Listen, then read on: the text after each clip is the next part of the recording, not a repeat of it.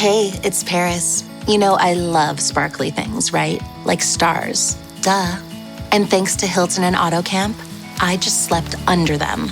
Picture me, serving looks by the fire outside my luxurious Airstream, making s'mores with the kids, while a national park is our backdrop. The great outdoors meets Hilton hospitality. That's hot. Explore all the new ways to stay at Hilton.com. Hilton for the stay.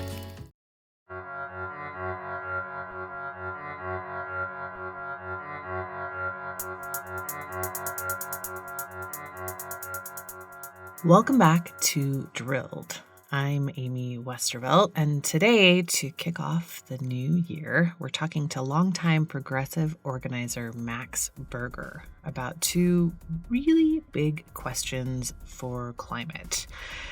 How do you build an effective movement, and what do we do about the unraveling of democracy in America? I wanted to talk to Berger in particular about these questions because he's been involved with some of the most effective social movements in recent history, the Sunrise Movement and Occupy Wall Street. And he's also worked in politics for a wide range of folks, including Howard Dean, Cori Bush, and Elizabeth Warren. Today, Berger works with More Perfect Union, an advocacy group that helps working people be seen and heard in media coverage. We spoke back in November 2021 for a wrap-up episode of Scene on Radio's climate season, focused on what needs to be done now to avoid the most catastrophic impacts of the climate crisis. I'll link to that episode in the show notes. It's well worth a listen, but I also wanted to bring folks this longer conversation because I think it's just so relevant to the task at hand as we start a new year. Hope you enjoy the conversation. It's coming up right after this quick break.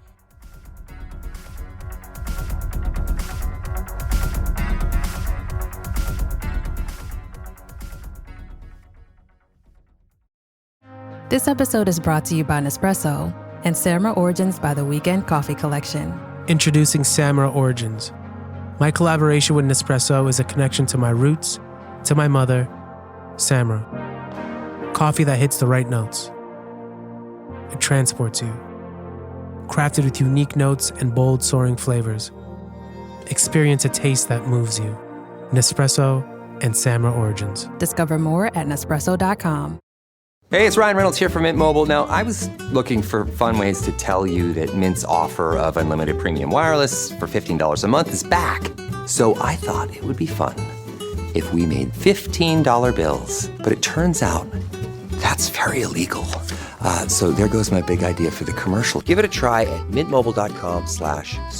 Upfront payment of $45 for 3-month plan, equivalent to $15 per month required. New customer offer for first 3 months only. Speed slow after 35 gigabytes if network's busy. Taxes and fees extra. See mintmobile.com.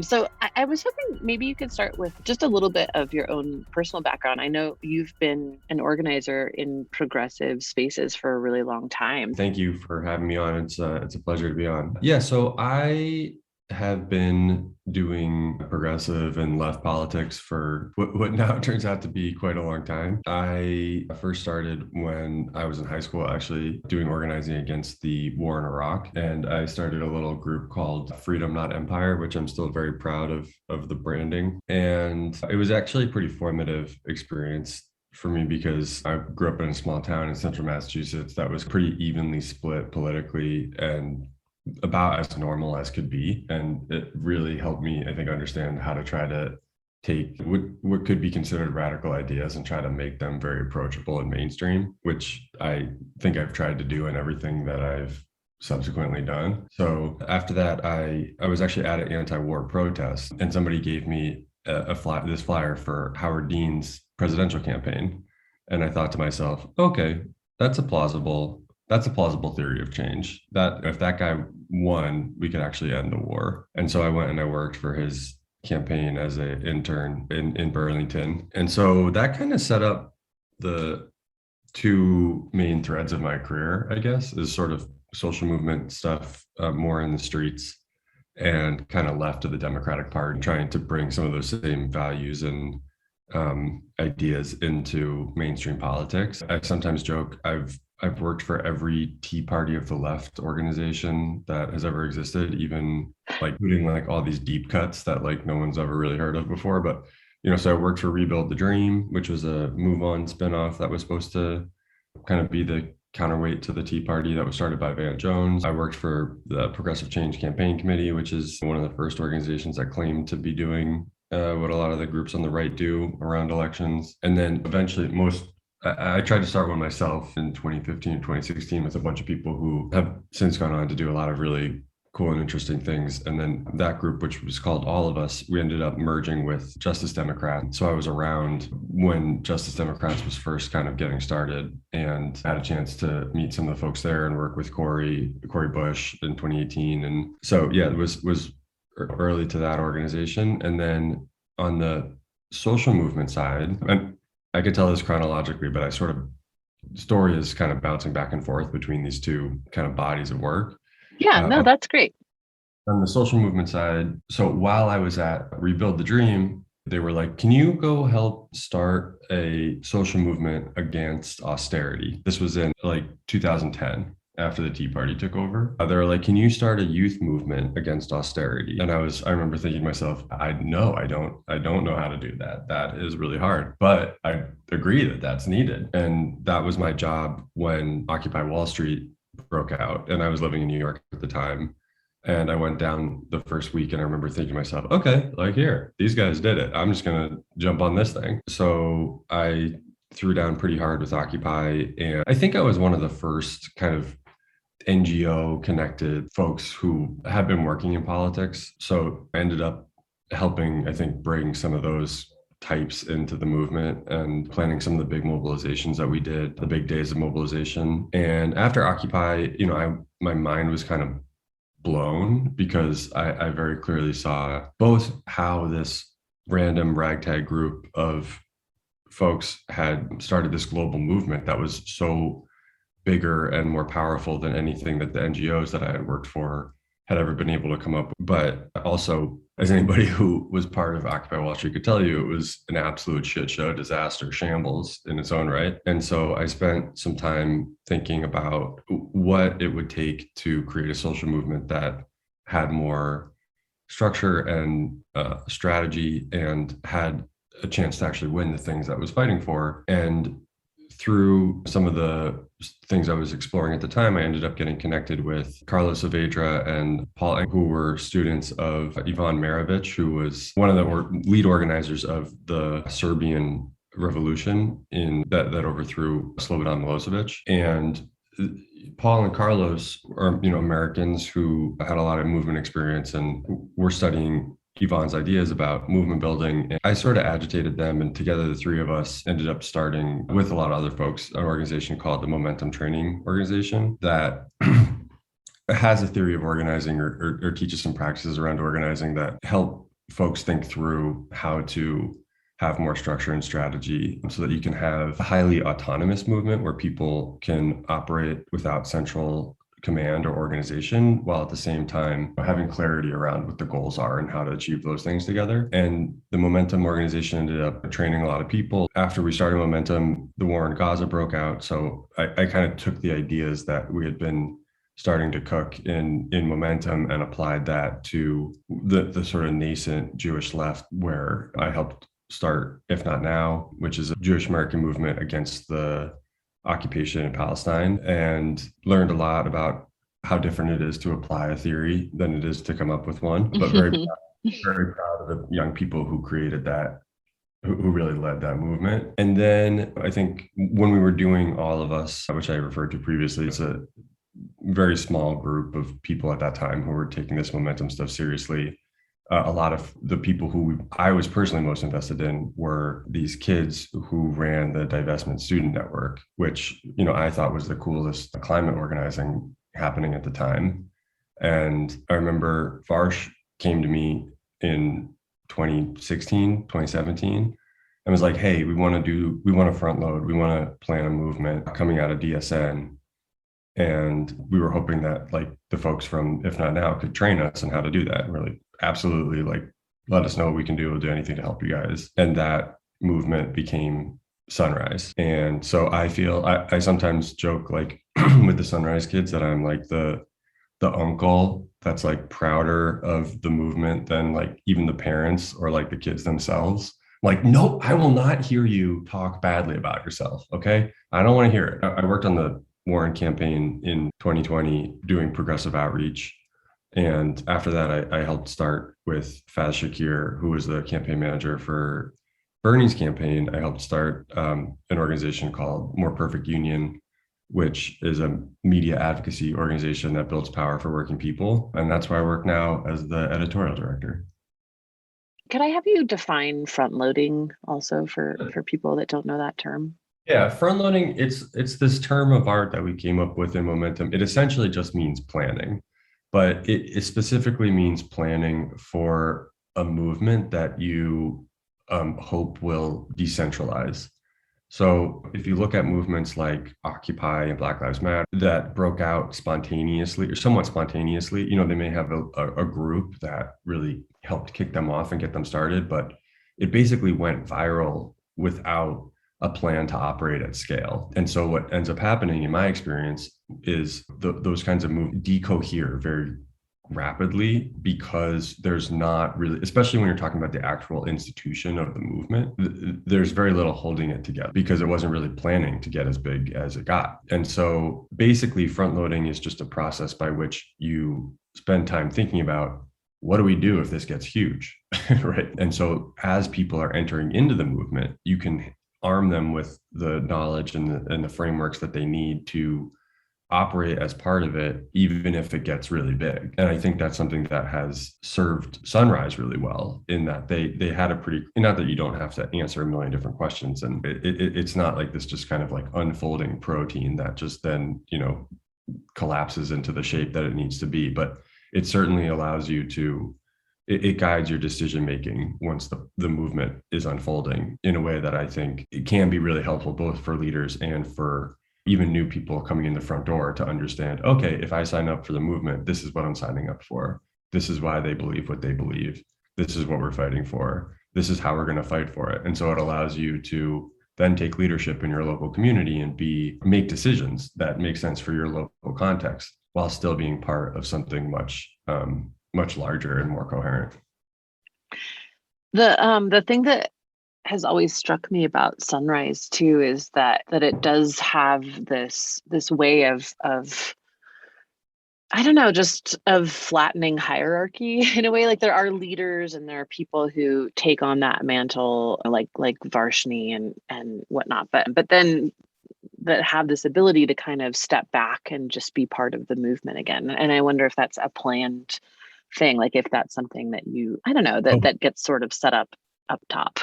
That's always the goal. I think it's not, I mean, we could spend the whole hour just on the kind of organizational theory stuff.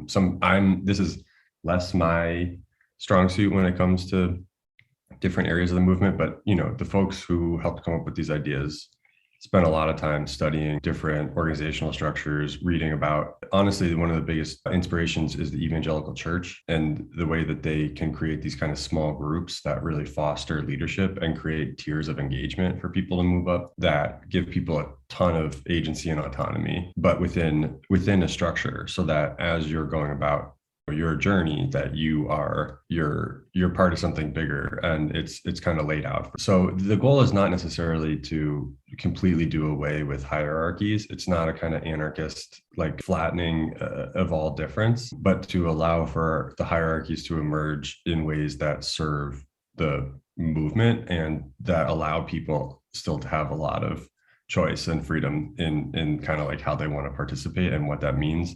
And I think especially that then helps create a culture in which there's a lot of accountability and the people at the top are understanding their role as kind of servant leaders in fostering a movement that people actually want to be a part of and that feels good to be a part of. And I think that's one of Sunrise's many great successes is in taking the culture aspect of that really seriously and wanting to invite people in and to make it feel friendly. And the left, I think, doesn't always do that. And I think more importantly, doesn't even really try a lot of the time. And I think Sunrise has, the folks who helped start it have been a part of the left enough to know that doesn't work, right? Like if you don't create a welcoming space for people that folks actually want to be a part of, then they'll go home because there's a million other things that they could do. And this stuff is really hard. I think that they took that seriously in a way that a very, very few other groups do and have. And I think it's a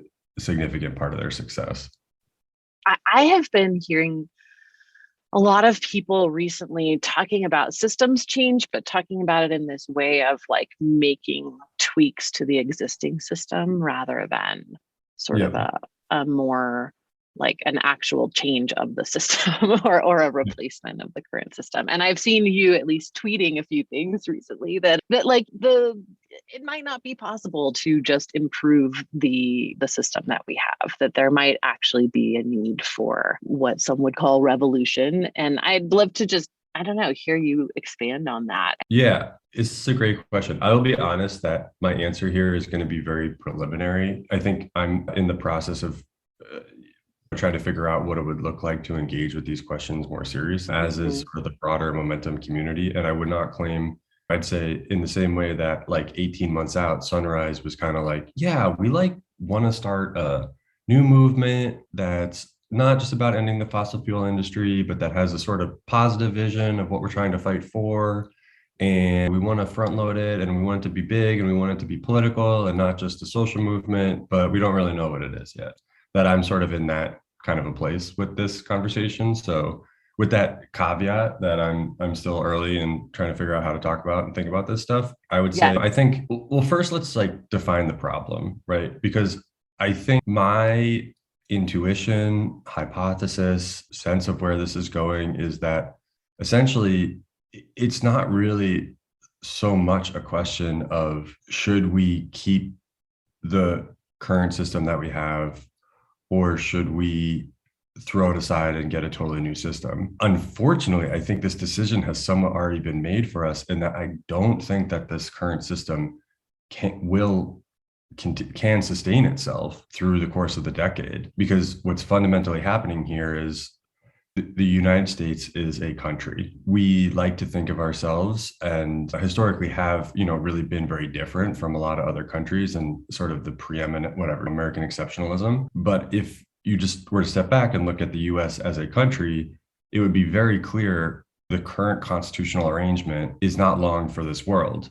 You have a significant subset of the population, particularly the white population, although not only, that is really terrified about the transition away from a white majority population to a multiracial majority.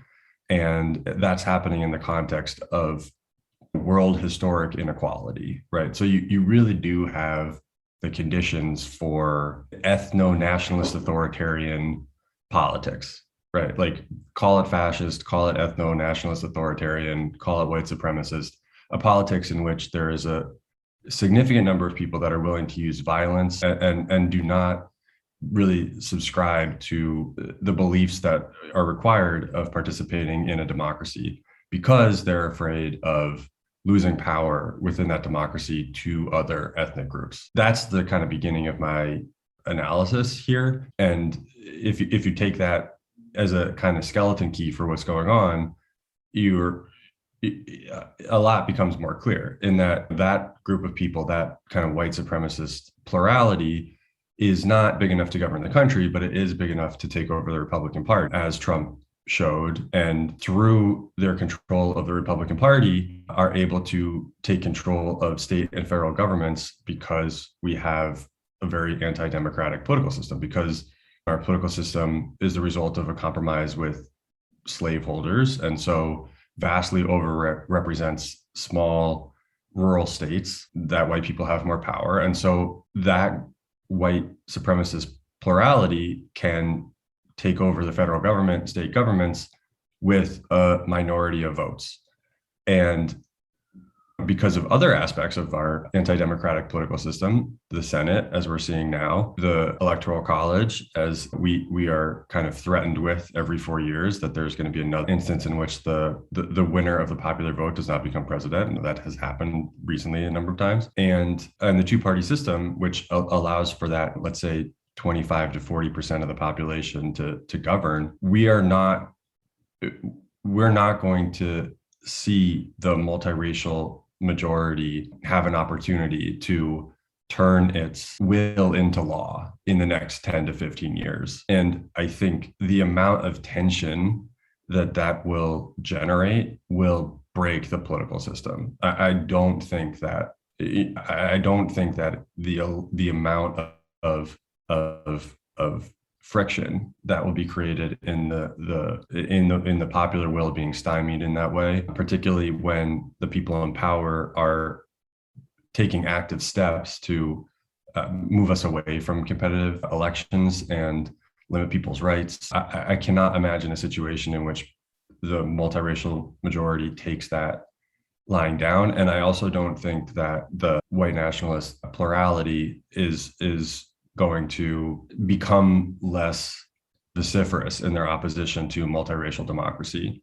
So, and if you were to talk about this with a comparative political scientist, they would tell you, if you have this kind of demographic transition happening, the worst case scenario, our political system is basically designed as poorly as possible to manage that kind of a demographic transition, because the two-party system collapses all divisions in society into a zero-sum, all-or-nothing competitive existential conflict. And when that gets racialized or ethnicized, it can become dangerous very quickly. We're as polarized as any time since before the Civil War. And in addition, with the separately elected presidency and a bicameral system, we have what political scientists refer to as a profusion of veto points, right? So it's very, very difficult for bills to become law, as we see with anything. But the example I always use is gun control. And after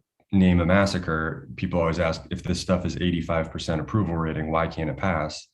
And the truth of the matter is that very little can pass. Very few laws make it through our system. And there's a stat that I think does not bode well. I tweeted this the other day and people thought I was saying not in jest, but there's a stat that the United States is the only system that has a separately elected executive branch that has not at some point collapsed into dictatorship. Because in presidential systems with a separately elected executive, what happens is there's a conflict between the president and the Congress, and there's some external crisis that requires action, and the Congress is incapable of or unwilling to respond, and then the executive takes the authority to do so without the approval of the legislature. And once that is broken, it's very hard to take back. And I think some version of that is more or less inevitable in the next 5 years. So the way I say it is like, look, we're going to get a new political system. The question is, does it happen before authoritarianism and civil war or after? And I would love for it to be before. As an American, I would love to not have to experience those things, but I don't think we're going to. So I think we're looking more at a post-dictatorship, post-conflict situation, and less at like, how do we organize a political revolution before? But it's not so neat and tidy as that, right? Like there's probably a little bit more overlap in those scenarios than I'm giving credit for. Well, it's interesting that you say that, because I feel like people seem to be actually increasingly calling for Biden to do that, to just use executive power to do XYZ. And I think out of this frustration with the fact that votes are being suppressed, and then even when, you do kind of elect someone that you think is going to pass different policy, not that, I'm under no, I was not like, I was not excited to vote for, but like that it's difficult to get any kind of significant change passed, right? And then that there's this sense of, oh, well, who knows if this will stick, because in 3 years' time, someone else will come in and change it back. I think people are, I don't really see how that continues without some kind of boiling point and then restructuring of some kind. Yeah, it's not, we don't live in a democracy. Like the thing about the kind of common liberal story around this that I get incredibly frustrated with is that, and this gets to sort of where I'd like the conversation to go and where I'm, only beginning to try to figure out how to bring it there, but where I think it needs to go is we cannot simply make this about defending the existing constitutional order, because it's precisely the existing constitutional order that was failing that led us to this point. Trump is not aberrant in that respect. He is actually, there's a way in which you could argue he is a defender of the underlying structures of the Constitution, right? They serve him. So despite his willingness to get rid of the parts of the Constitution that don't benefit him, he doesn't want to change the underlying political arrangements because they're good for Republicans.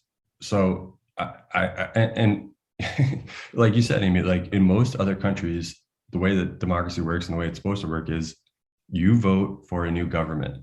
The government passes the laws based on what they said they were going to do in the election. Then voters get to decide, did that work for us? And depending on whether it did or it didn't, they get rid of the people in power, or they give them more opportunities to do other things that they promise that they're going to do. In our system, none of it works like that. People, when you elect a new government, no matter what they ran on, they probably can't actually do the thing that they said that they were going to do. And it's not because they weren't super committed to it or that they don't really believe in it or whatever. It's because literally our institutions make it impossible for them to do that. And then people get mad because stuff isn't happening, because things are going bad. And our system makes it damn near impossible to figure out whose fault that is, right? Whose fault is it that Build Back Better got watered down? I mean, I follow this stuff super closely, about as closely as anybody could. And I get confused sometimes. I can't imagine how working class people who don't follow politics that closely and just want our politics to do more to help people like them, why they can't tell who's at fault for these things, who they should be angry at, who they should reelect. It doesn't make any fucking sense. So the accountability mechanism is completely broken. And to your point about wanting Biden to take more, to just do more, this is the trajectory of the past 40 years, is the Congress is less and less able to pass laws. And so what that means of the presidency is it has to just do more through executive action, do more through what existing authorities it already has. And some people talk about that in terms of the imperial presidency, and it is dangerous, and it is one of the many threads leading us towards authoritarianism. But it needs to be seen as a result of the failure of Congress to govern. And Congress's failure is, again, not simply the result of kind of people with bad ideas or insufficient will, but the result of a political system that is this Rube Goldberg device that simply can't sustain itself. Mm-hmm. And I think it's really important here also to give some credence to the founders while also recognizing just what the hell we're talking about here. Like, these guys it was the first modern Republican democracy in the world. Mm-hmm. They had no examples to draw from, and they had a lot of beliefs that now we would think of as aberrant, and they didn't have anything to compare themselves to. And so I think there's a way that we can come down on the Constitution and the kind of original political institutions of the country in a way that both recognizes that there were real innovations and real leaps forward for human liberation, while not ignoring the reality that many of these people were slaveholders, and that in a very practical sense that the institutions that they created were the result of compromises with the power of slaveholders, and that those compromises still live with us today. that we can kind of not throw out the baby with the bathwater. Like, constitutional democracy is still worth fighting for, and many of the ideals that we consider to be, American ideals are worth fighting for. But I would argue that the spirit of the founders would augur in favor of us creating a new constitution today in the same way that they did, and not paying fealty to the work of long dead men who don't understand the world that we live in today. So I think we can talk more about this some other time, but I think that trying to imagine what it would look like to create a new constitution is not as impossible as people think. Again, because the United States is a country and other countries have constitutions that are significantly better than the United States. And that are significantly more flexible. Like, other countries change and update their constitutions all the time, and it never happens here. Yeah, no, right. Not only, I think that's so key. We not only do we have a kind of uniquely badly designed political system, but we also have one of, if not the hardest constitution to change. Yeah. So it's like, imagine if you had the oldest, literally the first indoor plumbing system that was ever created in the world, and you could never change it. You'd be like, well, this house is pretty nice, but holy shit, it's always flooding and leaking, and maybe it's just time for a new plumbing system.